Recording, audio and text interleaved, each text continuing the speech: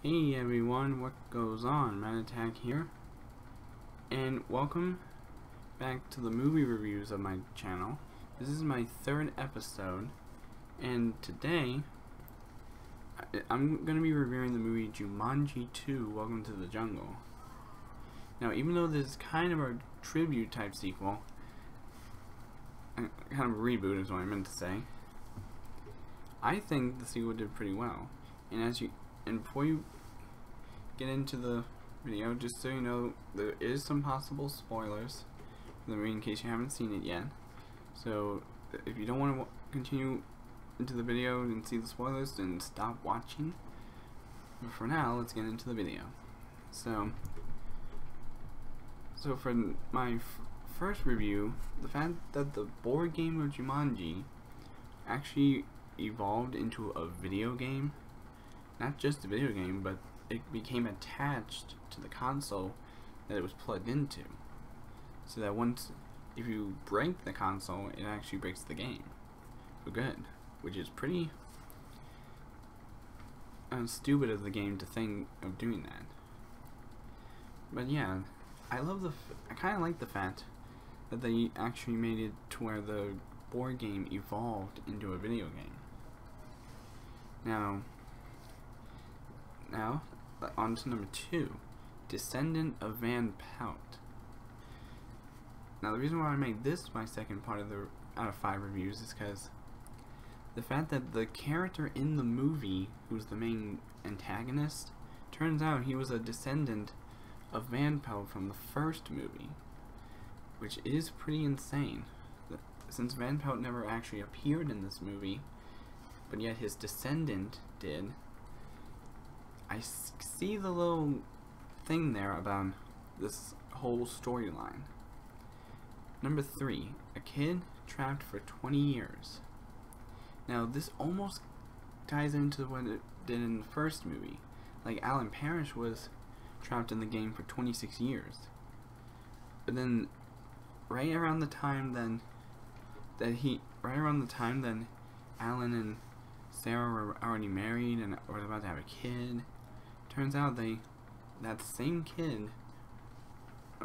turns out another kid found the game, and he didn't like it. But when the game saw him playing games, a video game, it turns out the game tried to be smart and evolve into a video game to make him play it. And that's how he got trapped in the game for 20 years.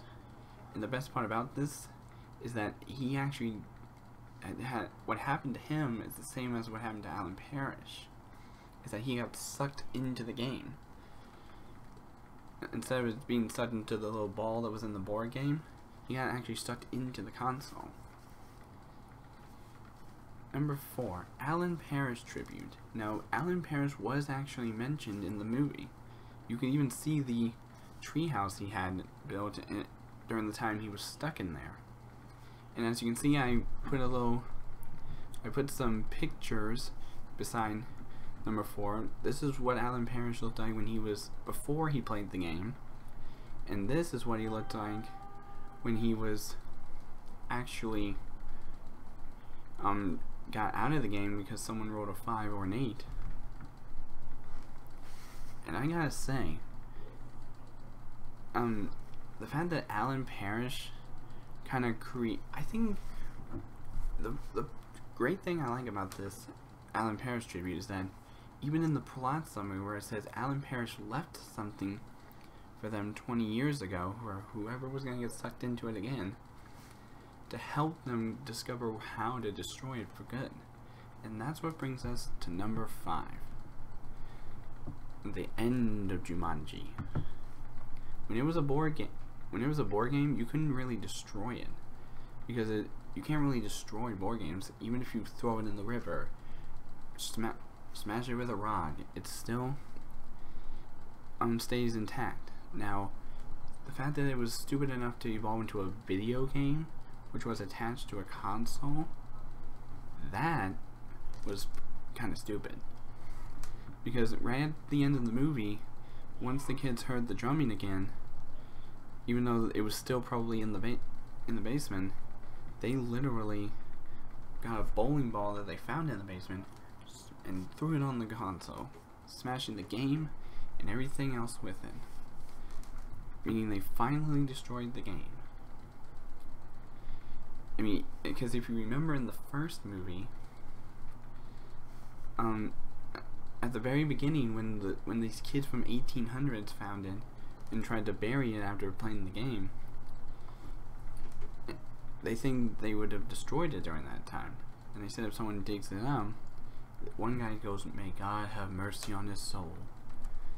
So it turns out the game was actually even around during the 1800s. That was kind of surprising. But now they finally destroy it in this movie, which was pretty insane. Now, as for my ranking on this movie, if I had to give it, I had to give it a 4 out of 5.